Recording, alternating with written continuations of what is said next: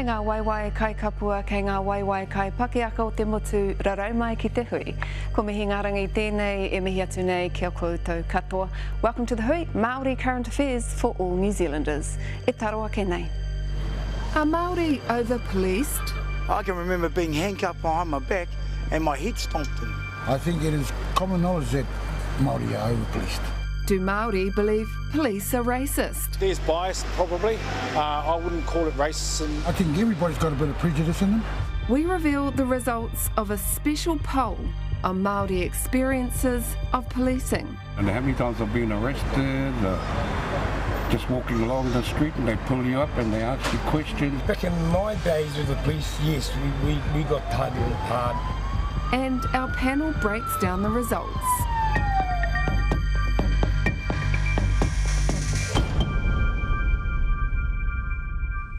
In almost every police statistic, Māori are overrepresented. Māori are 16.7% of the population, but account for almost 44% of police procedures. Some say that's because Māori commit more crime. Others that it points to racism endemic in the police force. The police are doing their own work around this, and we'll talk about that shortly. But first, we polled a representative sample of Māori about their experiences with police. And we started by asking, overall, do you believe the New Zealand police force is racist toward Māori? 28% believe there is institutional or systemic racism in the police force. 40% say some individual officers are racist towards Māori. 4% say all police are racist.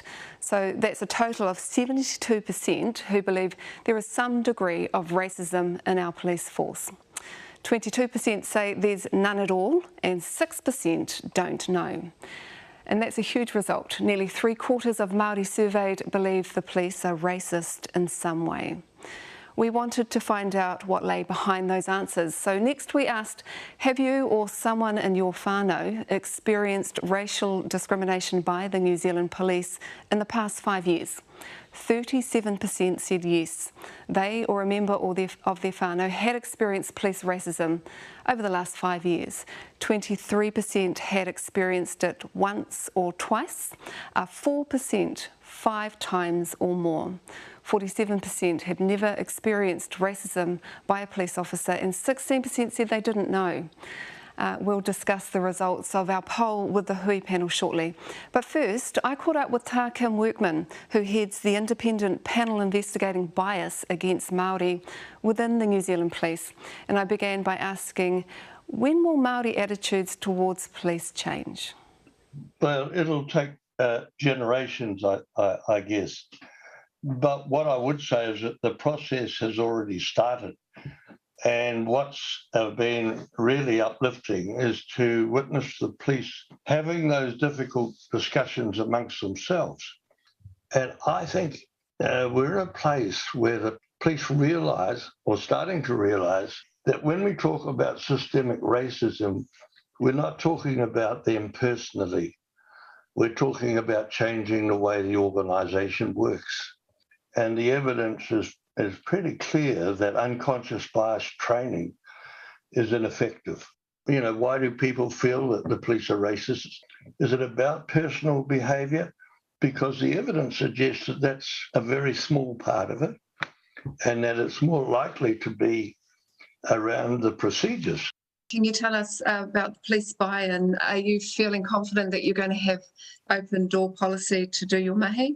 As those conversations have continued, that willingness to engage in difficult conversations has increased. You said earlier it takes generations to see some real change, but how do you put some measurements in that are going to please everybody? If we find areas that we can change now, we'll do it now. Things like police stops and deciding who's going to get charged and who's not.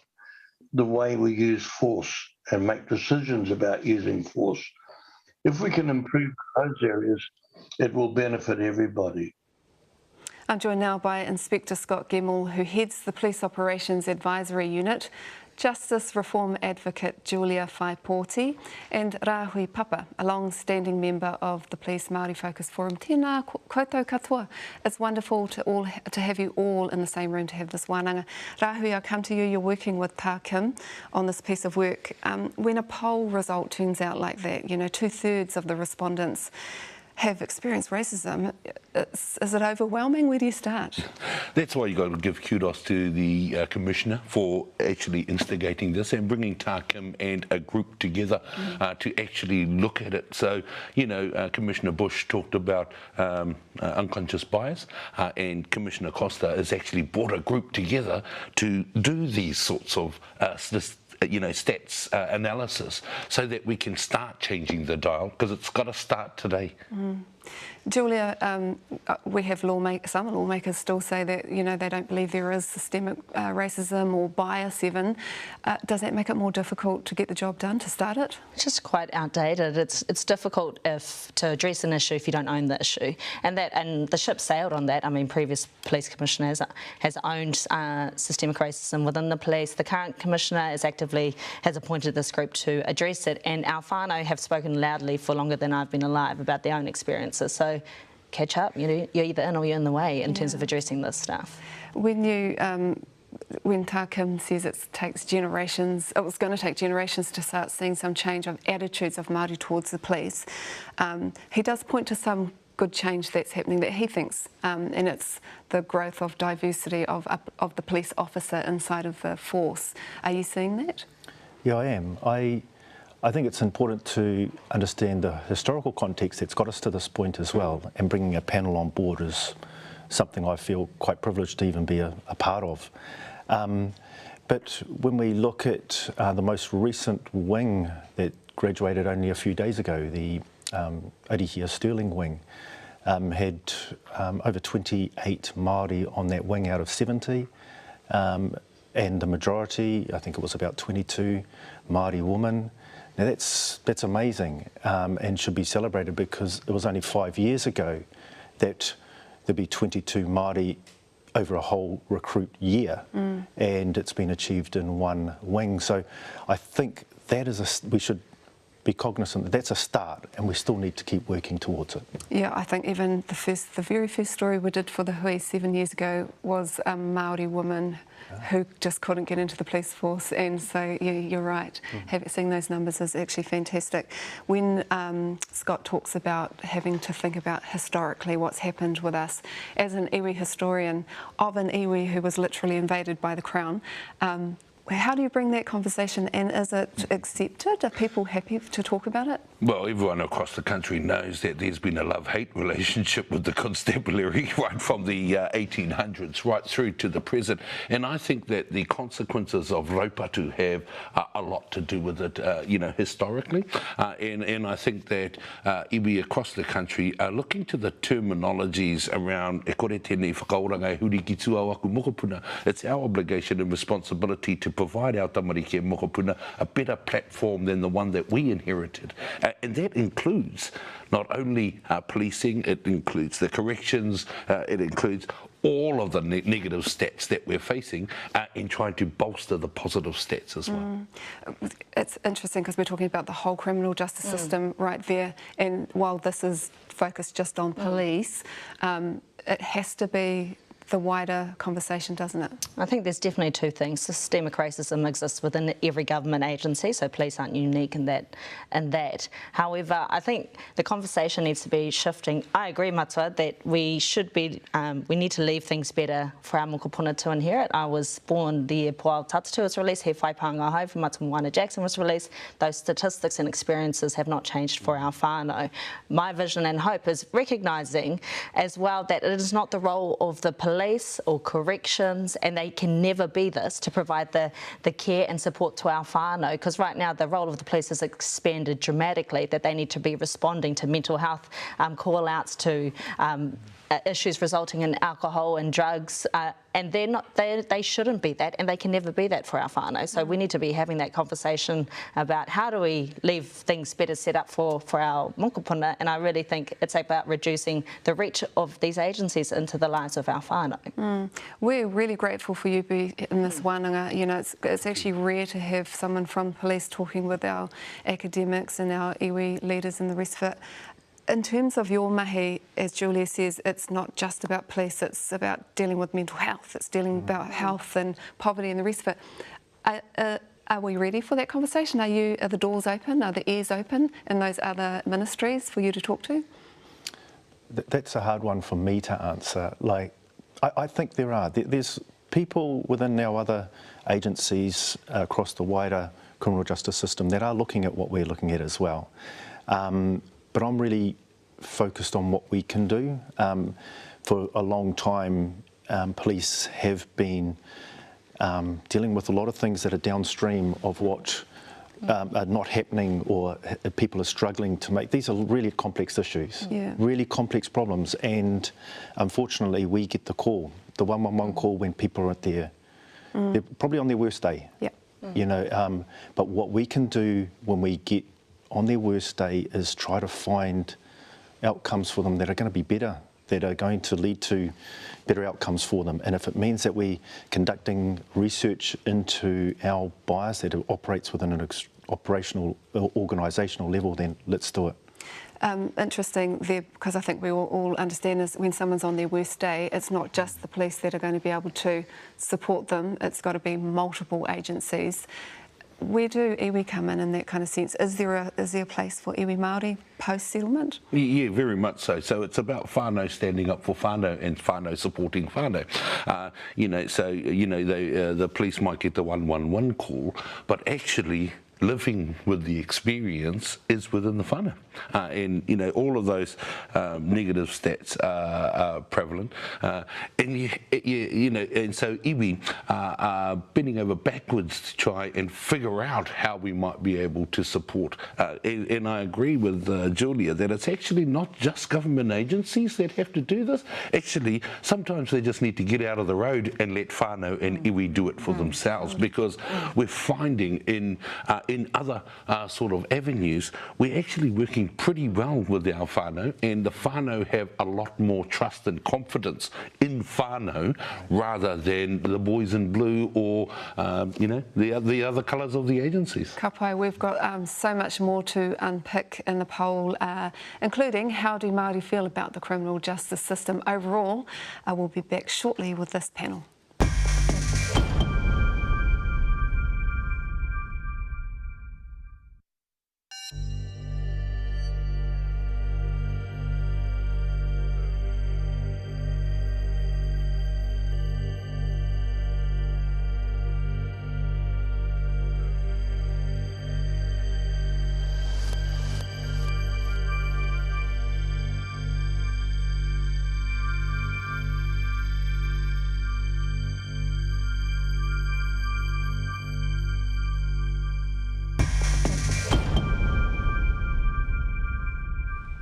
Nau mai hoki mai, welcome back to the Hui's special poll. Next in our Horizon Research poll, we asked Māori to rate how confident they were that the justice system overall performs fairly for Māori. 14% are very confident, 7% are confident, 18% are somewhat confident. A total of 39% have some degree of confidence that the justice system is fair for Māori.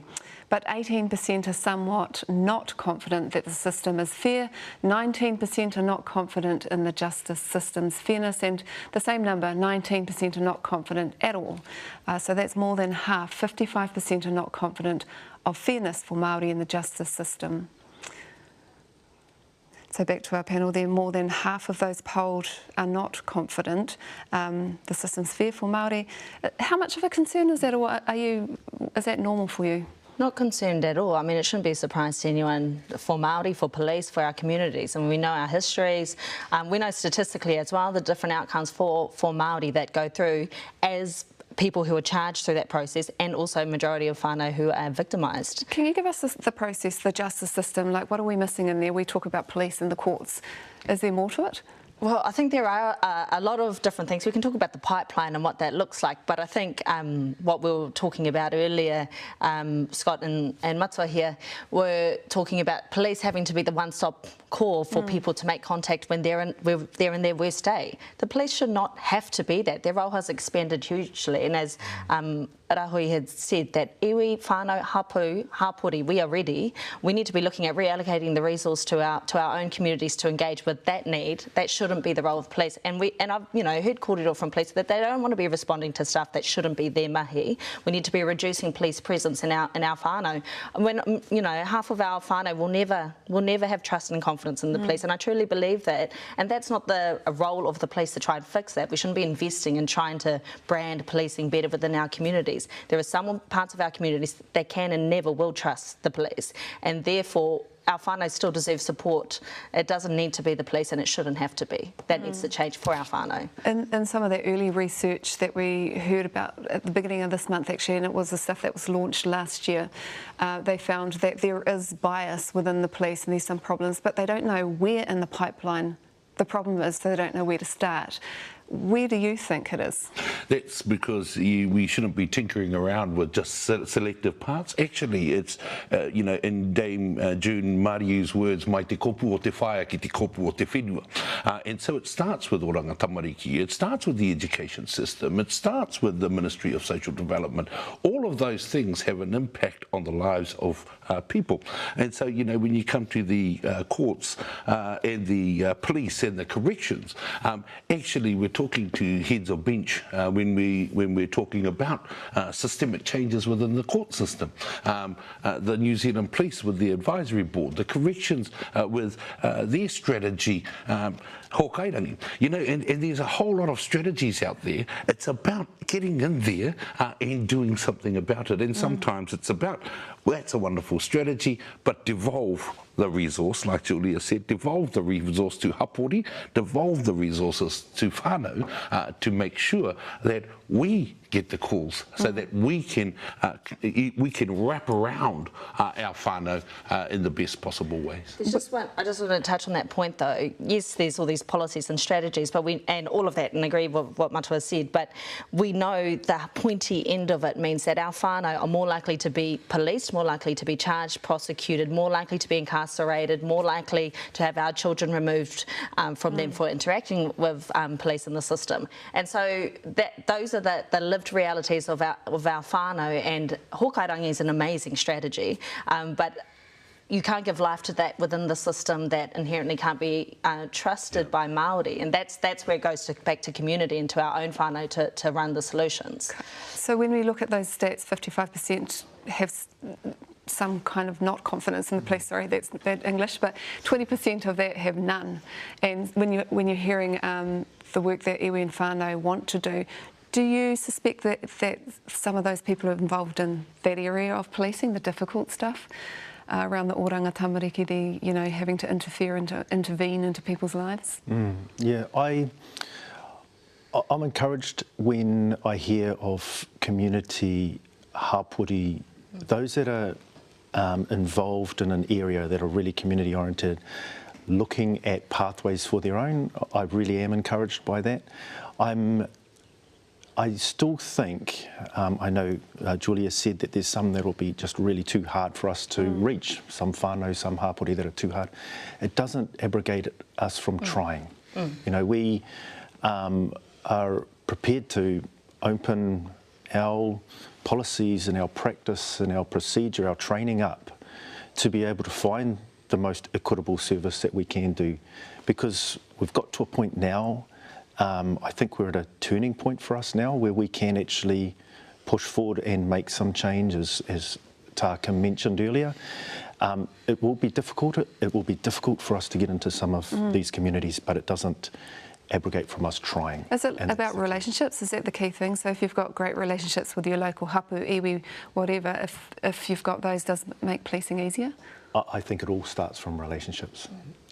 People have to understand, and even back to the panel, when we first had our joint tui with Sir Kim's panel, and I have the privilege of being the chair of an operational group, the key to that, when we had two sides in one room that didn't know who each other was to find that there is actually a common intention. We really want to do the best we can for our hapori.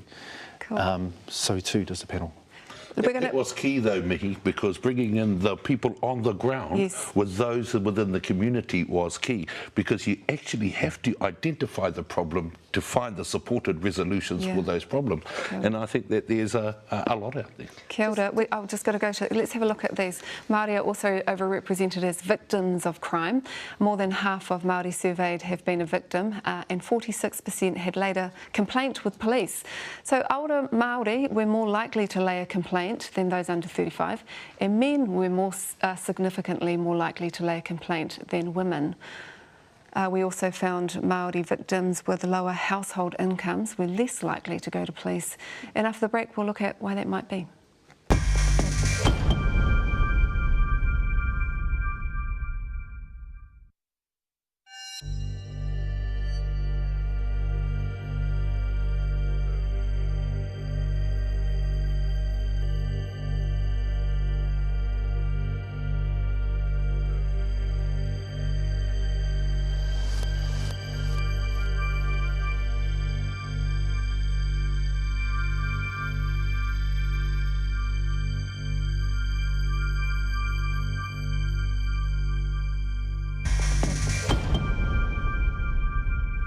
Welcome back. We saw that nearly half of Māori in our survey had laid a complaint with police in the past 5 years.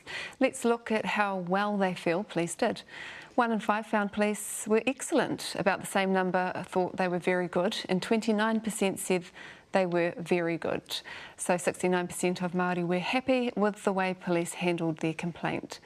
11% reckon police handling was somewhat poor, 7% said it was poor, and 13% said it was very poor. But despite believing there's racism in the police and all the negative statistics, more than 80% of Māori still value the work of the police. So yeah, so you've got 20% who don't have the confidence, but you've got 80 who still think that there's value in the police. Does that give you optimism to carry on in working through these things? Absolutely, yeah. When I read the results and just heard them again, I was pleasantly surprised and happy really, because it means that the toil that many have before us done in order to try and build value worth from police to our communities is paying dividends. However, I also look at the 20%. I look at the numbers that have laid a complaint and have felt that there was value add there as well, and we've done a good job. But there's always another side there, that there's people that are missing out on the service that they deserve as well. So it gives us more drive to carry on and do what needs to be done in order to meet their expectations and what they deserve. It's pretty generous, of Māori, given that so many of them have been discriminated against, that 80% still have faith in the system. I think it's a bit of a newsreel, actually, because, you know, with so many thinking that there still is systemic bias or systemic racism within the police, and then 80% who have actually been in contact with the police thought they were pretty good. But that means that the New Zealand police have some more work to do, because we're not stopping at 80. We want 100% of people to say our interactions with the police have been awesome. I know it's a pie in the sky, but that's where we should be aiming. I want to break down some of those numbers if I can with you, Julia. So there's a large number of women who don't report. Why is that? Well, it makes perfect sense to me, given the a number of women I've spoken to who are mums contacting the police, often in domestic violence situations. What that triggers is actually oranga tamariki. So the fear of losing their child or having their child taken from them outweighs the fear of dealing with, you know, the fist of their partner or whoever it is that they're engaged with, which is a problem. We need somewhere safe for our whānau to go to, where they can get safety and they can feel safe, and it's not the police, and it never will be in that situation. Yeah. So how important is the data? So you guys are all working in the area of data. why is it important to have data around It's hugely important because that's how you can look at where the problems are and appropriate the resources that are needed to find the solutions for those problems. And actually, the collection of data means a conversation with whānau, and that's the ultimate thing for me. So it's not actually the numbers, it's the act of having the conversation with whānau to get where they want to go and then finding whānau solutions for whānau issues. Has the data been helpful? Actually having some tangible numbers? Because we didn't used to do the inequity numbers before. Absolutely. I think it is excellent because any change that we wish to implement needs a really good evidential foundation. Yeah. And then as the data comes through, then it's opening up the kōrero, opening up the conversation around what's in behind that. The survey you did opens up so many questions that will just help us to understand the picture, understand how we can deliver a service that's even better and expected, actually. Final thoughts on the poll? Not a surprise. I will give credit where it's due, and the police are doing active steps to address the bias and racism within their own systems and structures, and to our own whānau and people. We must imagine more in terms of where we get our support and help from it. I just think that some of the role of the police needs to shift. Corrections, OT, back to our own Haporian community. They've funded billions of dollars. Actually, let's reallocate that to our whānau, our communities who can be that support for our whānau. And for you, Scott, any final thoughts for you on the poll? No, I mean, whenever like in building up to something, I like to go out with our operational staff as much as I can to really understand what are the pressures that they have when they're going to a family violence situation or family harm incident. And then the only word I can think of that describes it is they pivot, and they pivot to someone whose mother is upset because their son's just tried to commit suicide. They do this within the space of an hour, and I'm really impressed with what they do and how they can do this and how they look at every situation, and even simple things like reducing numbers in a home to reduce the impact that it has. So even if we can have a groundswell of people in our organisation at that constable level, at the sergeant level, that are doing great things at their level, then it's our responsibility to lead that out. Ka pai. And Rahui? Well, the police motto is e tū ki te kei o te waka ke whakapākea koe ki ngā ngaru o te wā. You know, and that sea spray that's coming at the police will take different shapes and different forms over different times. And I think that the adaptability, I think that the New Zealand police leadership in bringing these issues to the fore, to bring in actually those on the ground, those within the community, the academics, the stats guys, all of those brought in together will find a solution, I think, and that's where we've got to focus. It's got to be a solutions focus and not just an inheritance of bad form. A good place to leave it. Tēnā koutou katoa. Thank you so much for joining our wānanga and our poll. Tēnā koutou. Kua hiki nā te hui e hoa mā, no horo mai rā.